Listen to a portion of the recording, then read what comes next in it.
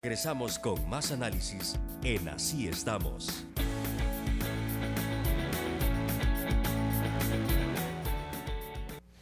Le robamos unos minutitos a nuestra conversación con Ana Guadalupe Martínez y ya nos autorizó ella también, porque no queremos quedarnos sin ser parte de la celebración de la llegada al mercado bancario salvadoreño de Bancovi. Está con nosotros Juan Pablo Durán, presidente de la Junta de Vigilancia de Bancovi. Gracias por atendernos, licenciado, un gusto saludarle.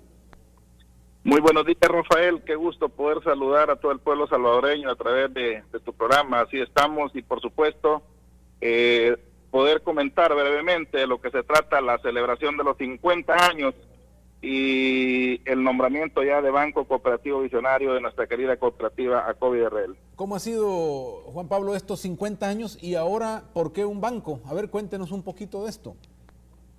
A ver, Acovi tiene 50 años el próximo día miércoles 14 de octubre.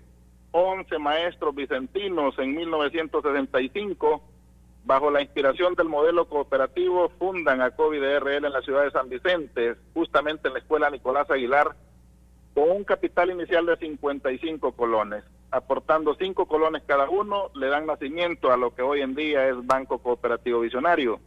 Desde aquella época, Acovi ha venido en un proceso de crecimiento, expandiéndose por todo el territorio nacional. Hoy en día, con 12 agencias a nivel nacional, hemos alcanzado ya los 27.400 asociados, con un activos totales de 150 millones de dólares y con un patrimonio cercano a los 17 millones de dólares. Estamos hablando de que este es un verdadero milagro financiero que nació bajo la inspiración de 11 maestros visionarios que, para atender las necesidades del sector magisterial de la época, deciden fundar una cooperativa que inicialmente fue de carácter magisterial, pero que con gran visión en el año 1972 se convirtió en una cooperativa de vínculo abierto, donde todos los salvadoreños y salvadoreñas podemos pertenecer. Ahora alcanzamos el rango de banco cooperativo. Quiero decirte que este fue un proceso de regularización que nos sometimos desde el año 2001 al 2004. Fue justamente el 13 de octubre del año 2004 cuando la Superintendencia del Sistema Financiero nos entregó la autorización para captar fondos del público y para entregarnos la certificación de ser una institución financiera con todos los avales del Estado. Nosotros tenemos la regulación del Banco Central de Reserva, la protección del Instituto de Garantía de Depósitos, donde tu servidor es directivo, en representación de los bancos cooperativos, y por supuesto tenemos la supervisión permanente de la Superintendencia del Sistema Financiero. Esto nos permite tener todos los avales que tiene el resto de bancos a nivel nacional. Somos el primer banco cooperativo que se fundó en el país, que alcanzó ese rango de banco cooperativo, y que hoy en día, con el motivo de los 50 años, hicimos reforma estatutaria, dejamos de ser vicentinos y ahora somos visionarios, con el nombre de Banco Cooperativo Visionario. No vamos a alejarnos de ninguna manera de los principios y valores universalmente reconocidos del cooperativismo. Pues nos unimos, Juan Pablo, a esa celebración, a ese éxito, y de verdad que a ver si hacemos un espacio por ahí más adelante para compartir ampliamente ese proceso, porque me parece muy interesante el desarrollo de la cooperativa y ahora Bancovi, que va a ponerse al servicio de los salvadoreños. Muy amable, Juan Pablo, gracias por esta oportunidad y conocer pues el nacimiento de este banco al servicio hoy de todos los salvadoreños. Muy amable. Muchas gracias, Rafael, y un cordial saludo al pueblo salvadoreño, y con el mayor gusto vamos a estar a tus órdenes en el momento que podamos conversar un poquito más. Gracias, Juan Pablo. Muy bien. Qué excelente, ¿no? Buenas noticias, que crece en algunas áreas la economía, en otras es un poco más difícil. Ana Guadalupe, gracias por estar con nosotros nuevamente. Esto del tema económico, ¿no? ¿Cómo trasladarlo a el milagro económico que necesita el gobierno para sus problemas financieros? ¿Dónde estamos realmente hoy en términos de capacidad del Estado en finanzas? Bueno, desde hace años venimos pues con un problema de déficit fiscal muy fuerte. ¿Qué quiere decir eso para los salvadoreños? Que recogemos dinero vía los impuestos, se va al Fondo General de la Nación, ese fondo lo maneja el ministro de Hacienda. Todos los años se hace un presupuesto para ver de financiar las necesidades que el país tiene, pero ese dinero que se recoge no es suficiente.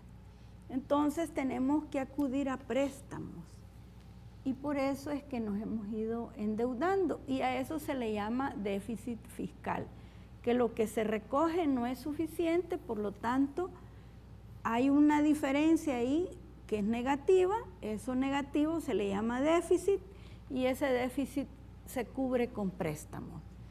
¿Por qué El Salvador no recoge el dinero suficiente para poder financiar toda la demanda que la población tiene en educación, en salud, en seguridad, en prácticamente los servicios que la población debería de recibir a partir de que ella misma paga impuestos?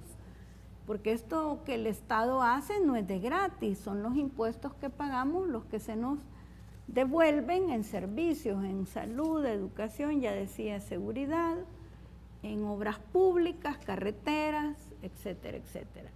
Entonces, el país ha tenido una constante, que yo estaba leyendo ayer precisamente una entrevista de un funcionario del Banco Mundial en un periódico nacional, donde plantea que por años, y no solo de estos 6 años de estos 2 gobiernos del frente, sino por años, el país ha tenido dificultades con su economía, no ha crecido suficiente.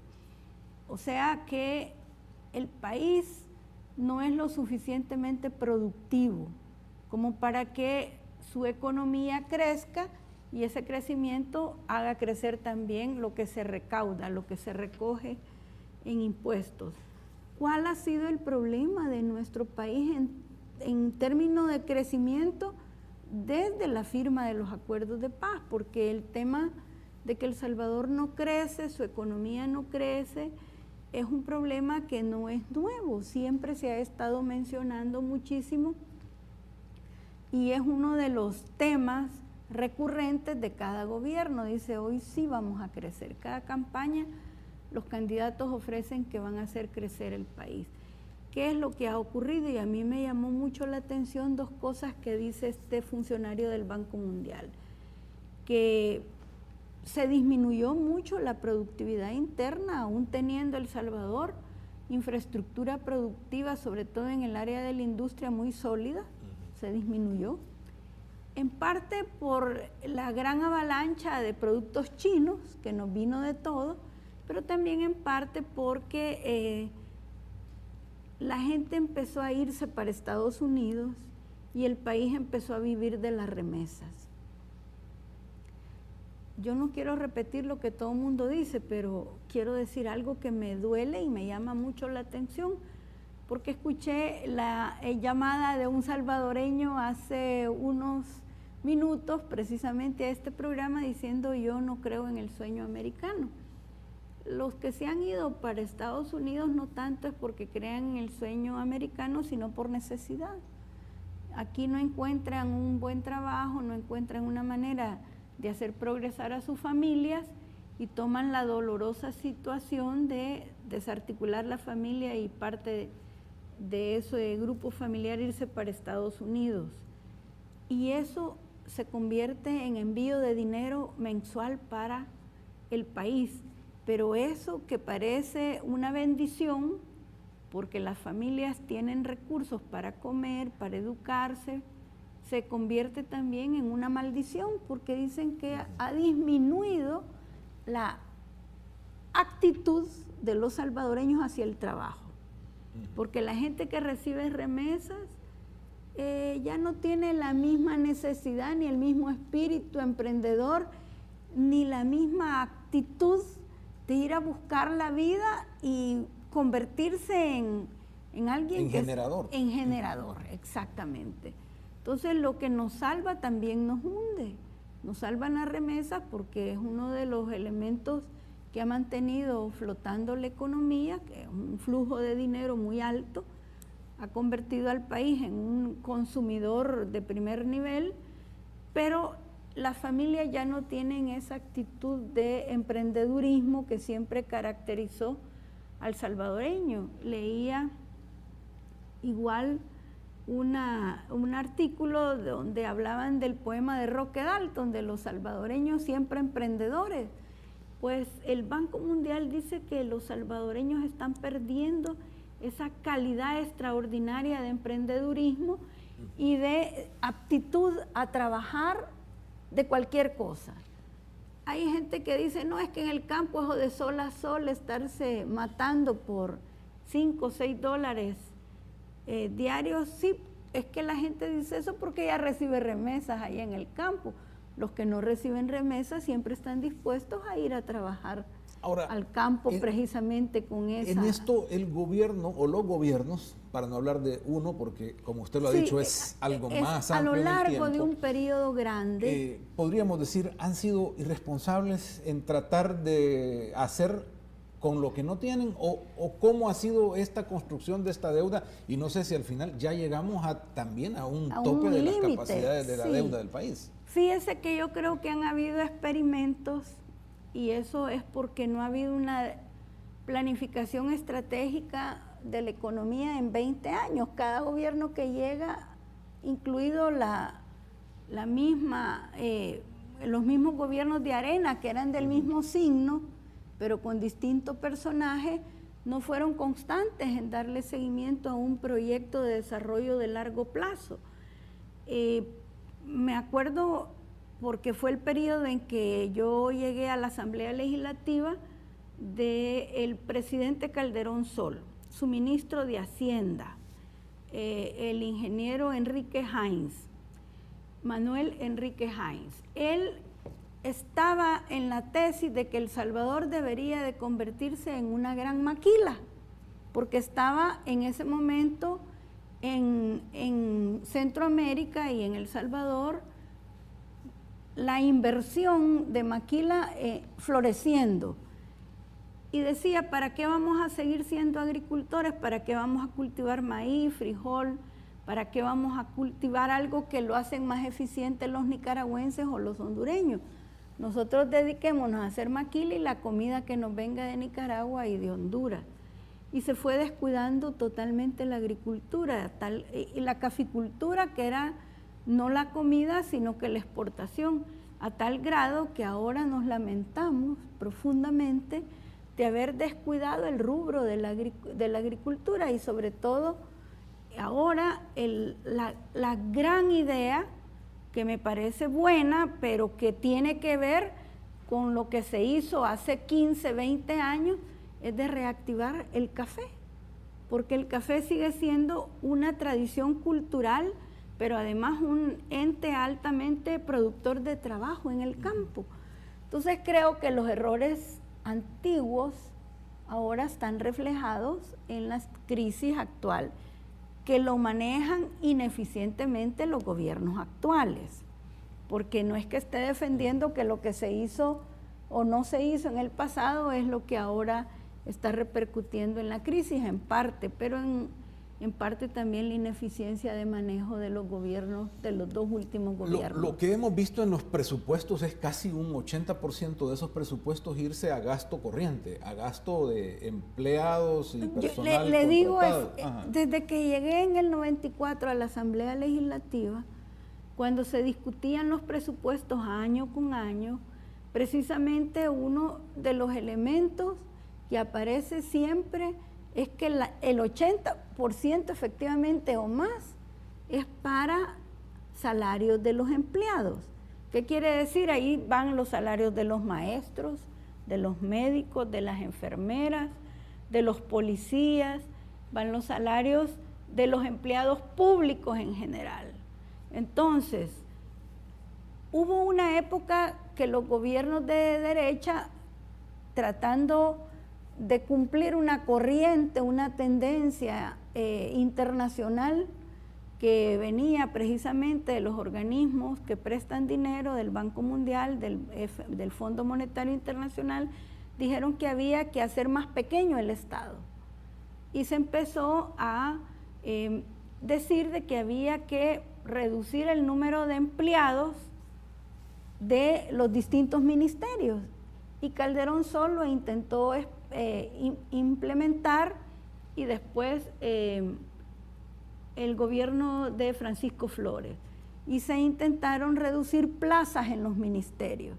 Pero ¿qué ocurría? Se reducían plazas, pero se buscaba otra forma de contratar por la vía de contratos de un año, contratos famosos de servicio. Exactamente. Entonces, no fue esa la ruta para ahorrar, no fue esa la ruta para ahorrar. Ahora, porque siempre los partidos que llegan al Ejecutivo a hacer la presidencia tienen necesidad de contratar mucho activista político, porque desgraciadamente en la medida en que el país produce menos, hay menos empleo en el sector privado, en fábricas, en fincas, etcétera, y todo ese desempleo trata de ser absorbido en las estructuras estatales, en los ministerios, etcétera, etcétera. Entonces, hay lugares que se han llenado de mucho empleado público que no está cumpliendo mayor actividad productiva o de servicios.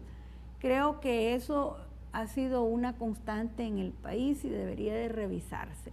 No estoy diciendo que despidan a empleados públicos, sino tener los empleados públicos que sean necesarios para dar un buen servicio a la población. Ana Guadalupe, en algún momento el ministro Cáceres, porque yo lo he escuchado varias veces, dijo, es imposible reducir el presupuesto.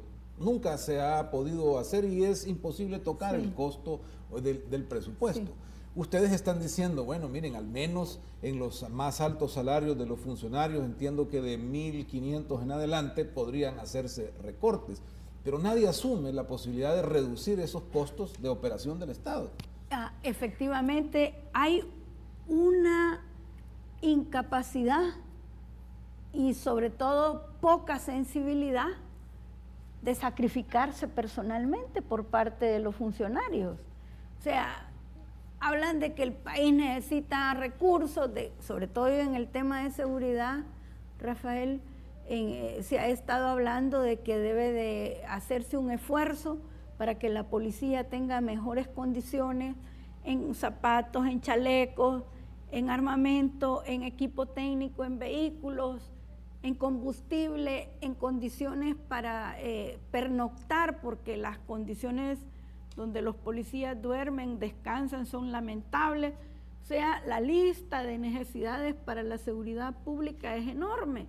Resultado de eso, el PDC, el Partido Demócrata Cristiano, planteó, bueno, si vamos a empezar a discutir cómo vamos a incrementar impuestos a algunos servicios, la telefonía, un ejemplo, pues digámosle a la gente que nosotros también estamos dispuestos a poner algo de nuestra parte.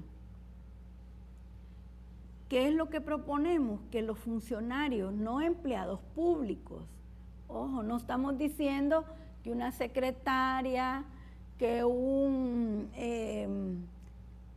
administrador de alguna dependencia del Ministerio de Educación, que pues un funcionario es distinto a un empleado público. Funcionario es el que tiene un espacio de decisión en algún área del Estado.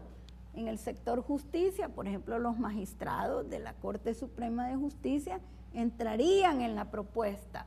Los diputados entrarían en la propuesta. Los alcaldes entrarían en la propuesta.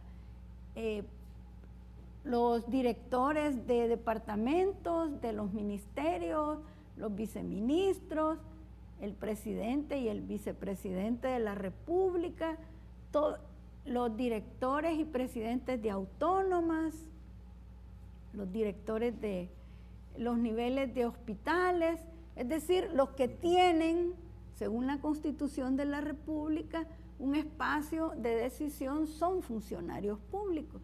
Pues a todos ellos estamos proponiendo que se les aplique una contribución obligatoria, porque nadie la va a ir a depositar mensual en una cuenta, sino que vendría en un descuento mensual de aplicándole una tablita que los que ganen de 1.500 a 2.000, el 3% de su salario, de 2.000 a 2.500 el 5% y de 3.000 en adelante el 10%. Qué increíble ha sido la respuesta, increíble en negativo, no en positivo.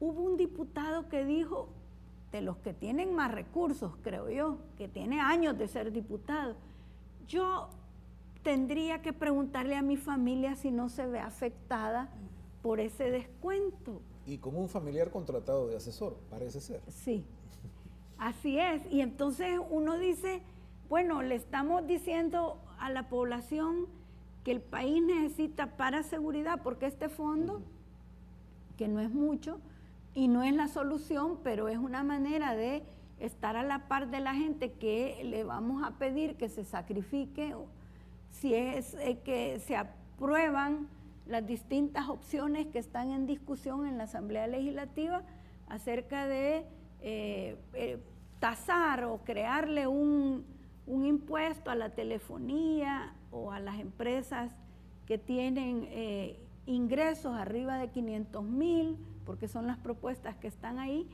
Pues la mejor manera de decir, miren, todos estamos obligados a contribuirle a la policía y a la seguridad para que este país pueda ir saliendo adelante en este enfrentamiento con los delincuentes. Sacrifiquémonos. No ha sido bien recibido. Yo incluso ayer escuché en una entrevista al vicepresidente de la República decir, no sabemos si es una propuesta que va a ser aceptada, pero con mucha cautela, no llegó a decir que no, pero tampoco aplaudió y dijo, yo estoy dispuesto que me pongan el 10%, y no es permanente, sino que durante 4 años. En esto, Ana Guadalupe, hay muchas cosas. Es decir, uno puede pensar que la idea es buena, pero ya los salarios, digamos, son altos en el gobierno. Si es hora de ponerles un límite, ahí está la ley de la función pública que tampoco se quiere aceptar y que dentro de eso tendrá algunos elementos. Pero el tema es que a ese mismo salario ya le cae la renta, el partido ya le cae porque muchos funcionarios también de ese mismo salario devuelven a su partido descuentos. Entonces, ¿cómo manejar esto? Claro, pero usted le está diciendo a la población que le va a poner el 5 o el 10% a su factura de teléfono. A la población ya le está desde la asamblea diciendo, miren, yo no me sacrifico, que tengo un salario arriba de 2,000, porque los que van a poner ese impuesto tienen arriba de 3,000 su salario, pero no me importa que usted gane el mínimo y de ese mínimo compre $10 de tarjetas prepago y ahí le voy a poner su impuestito. Aunque usted gane el mínimo, a mí eso no me importa, pero yo no me puedo sacrificar porque yo soy yo. Y considerando que el salario del funcionario viene de esos impuestos. Exactamente, pero además no es el mínimo. Ya dijimos, del 1.500 para arriba, y de 1.500 es el 3%. Que le den al partido, bueno, esa es una decisión interna de partido que no influye en el resultado de lo que la población espera del gobierno, que es mejor seguridad. Es una cuestión que tiene que ver con cómo hacer la política. Pero en este caso lo que estamos diciendo es, tenemos que aportar también nosotros, sacrificarnos, es dar el ejemplo, pues, que estamos Medardo dispuestos. González dijo que esto es para hacer publicidad, propuestas de este tipo. Me parece que bastante limitada su manera de enfocar la situación, porque él es el que nos está diciendo, denme el voto para subirle el impuesto a la telefonía. ¿Y a quiénes? Bueno, a todos, y los que solo compran $10 mensuales de tarjetas prepago no van a ser afectados. Pero bien poquito, pero siempre son afectados. Entonces yo creo que el FMLN tiene que ponerse en primera fila y dar el ejemplo. Porque si no, declaraciones como la de Medardo o como la del vicepresidente de la República indican de que ellos no están dispuestos a asumir el sacrificio que se le está pidiendo a la población con los nuevos impuestos que se quieren proponer. Porque alguien decía, no, es que el que gasta $25 al mes en telefonía, si es el 10%, son solo $2.50 mensuales los que le van a subir. Pero ese es el que gana el salario mínimo. ¿Cuánto es el mínimo? $240 al mes, $240 al mes, $250 mensual más de lo que gasta ahora, significan 2 días de comer tortillas, pues.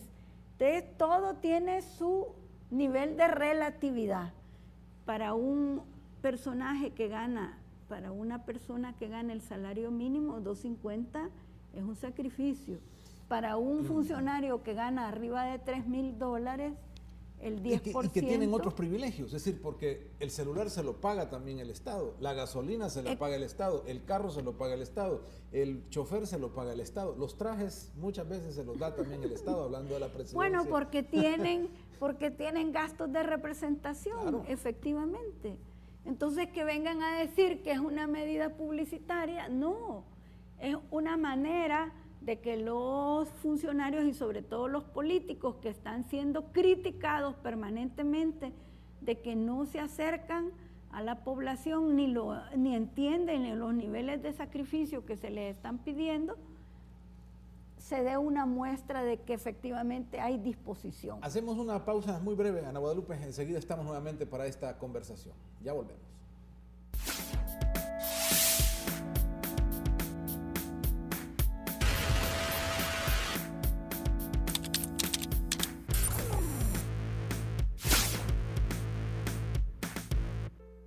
Me llevaron y me dijeron que era diabético.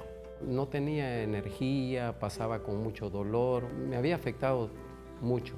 Pero luego que me he hecho este tratamiento, en menos de un mes he visto el resultado. Estamos viendo de que las úlceras y todo eso han desaparecido. Personalmente, por la experiencia que yo he pasado, se lo recomiendo a los diabéticos.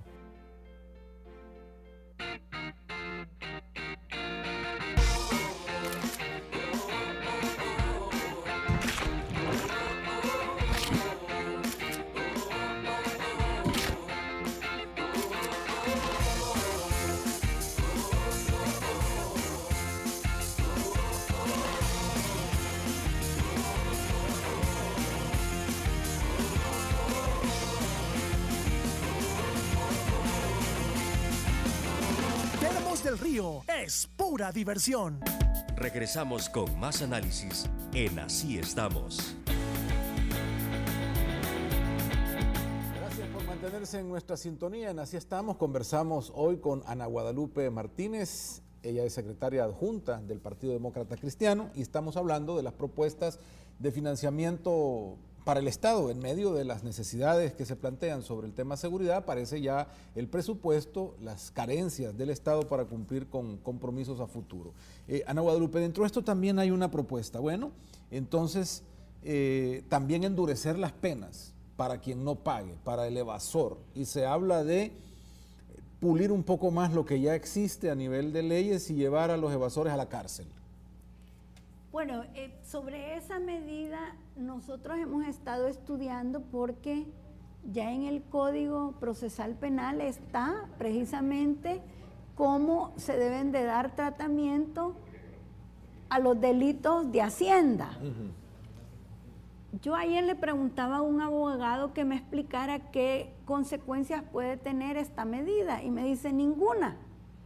Más bien parece una actitud revanchista del Ministerio de Hacienda o del gobierno actual, porque lo que se busca es que se paguen los impuestos.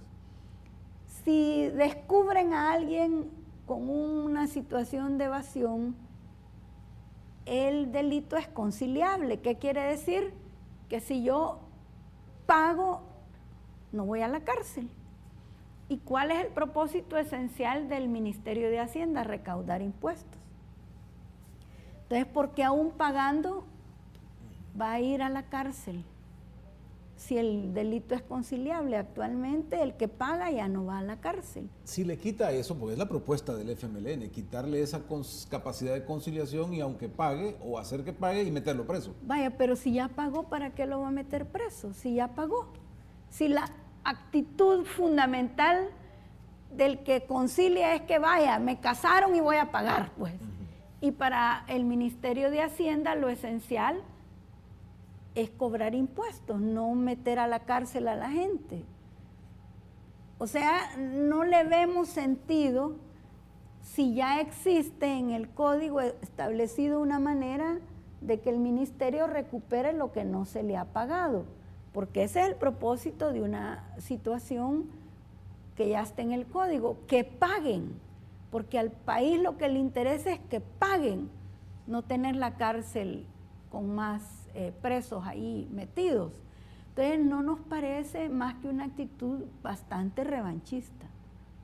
En términos reales, esto de que paguen y no paguen, ¿cómo lo ven ustedes? Porque aquí se habla mucho de la evasión, elusión, 1.000 millones y números enormes, pero en la realidad, en la práctica, lo que hace el ministerio, la persecución, las leyes que tiene para lograrlo, ¿hacen posible cubrir esa realidad o estamos hablando de mitos sobre el tema de recolección Yo creo fiscal? que la evasión en el país es todavía alta, porque hay bufetes y oficinas especializadas en trabajar, no la evasión exactamente, pero la elusión, que es distinto. La elusión es buscar los subterfugios legales para no pagar. En cambio, la evasión es delito. La elusión es legalmente buscar cómo no pagar. Creo que no hay cultura de pago en este país porque creen, y ahí es donde creo que debería de trabajarse mucho, creen todos los que pagan impuestos, sobre todo el sector privado, que los gobiernos gastan el dinero en cosas no importantes. Entonces, ganar mi dinero me ha costado tanto, pagar los impuestos para que funcionarios lo derrochen, entonces mejor no pagar. Entonces creo que hay que trabajar el conjunto de la situación, y el conjunto de la situación incluye que los funcionarios efectivamente tengan medidas de austeridad, tengan además la capacidad de entregar cuentas y de una conducta transparente, que es lo que últimamente se ha estado tratando de impulsar con toda la ley de transparencia, con todos los controles de la Corte de Cuentas, porque la empresa privada, fundamentalmente la gente que paga impuestos, ha tenido el discursito ese de que yo no pago porque además de que me ha costado trabajando día y noche, haciendo decisiones de riesgo, yo como empresario, me ha ido bien, a veces no, y tengo que dar ese dinero obligatoriamente para que un funcionario se dé la gran vida, mejor busco cómo no pagarlo. Ese ha sido de manera simple la justificación con la que precisamente se ha evadido o se ha eludido el pago de impuestos. Creo que entonces hay una situación de doble vía. El que no paga, pero también el funcionario y el Estado y el gobierno, en una conducta de mucho más transparencia y de más austeridad, comprometerse con este que le está dando los impuestos, el sudor de su frente, como dicen los empresarios, para que sea manejado de manera correcta y no precisamente en darse ventajas de comodidades y de... En ese escenario, sí. Ana Guadalupe, está el tema de tomar el fondo de pensiones. Sí. ¿Y cómo está viendo el PDC esta situación? Nosotros nos hemos opuesto siempre a que el fondo de pensiones manejado por las AFP en este momento y con las nuevas propuestas sea parte de el dinero con el que el gobierno puede subsanar sus necesidades. ¿Por qué? Ahorita porque le pagan muy poco en intereses y su acumulación de la cuenta individual no es lo suficiente para que al final de sus años de trabajo pueda esta persona tener una pensión, bueno, digna y suficiente como para llenar sus necesidades básicas. Nosotros como Partido Demócrata Cristiano en eso hemos sido siempre muy consecuentes con lo que fue desde un principio la posición de la Iglesia en la doctrina social en relación al trabajo, a la remuneración y a la pensión. La Iglesia siempre ha apoyado y ha planteado que el trabajador tiene que recibir un salario digno y al final una pensión digna, que es parte de las conquistas que los trabajadores hicieron hace 2 siglos. Entonces, que en este país vengan ahora a decirle de que su pensión va a ser pequeña porque tiene que sacrificarse para que el Estado pueda funcionar, porque esos fondos, el 50%, Rafa, no es una cosa poca, de todo lo ahorrado mensual por los trabajadores, por los miles de trabajadores que en las AFPs tienen su cuenta individual, va directo a certificados que el Estado paga a un interés del 1.5, ahora del 3.5 según la Sala de lo Constitucional, pero nos parece que jugar con ese tema es inaceptable. Nosotros no estamos en la lógica de que sea el fondo de pensiones manoseado por el gobierno, ni por este, ni por el anterior, ni por los próximos, porque pone en riesgo la manera en que las personas adultos mayores van a tener la posibilidad de vivir con cierta dignidad.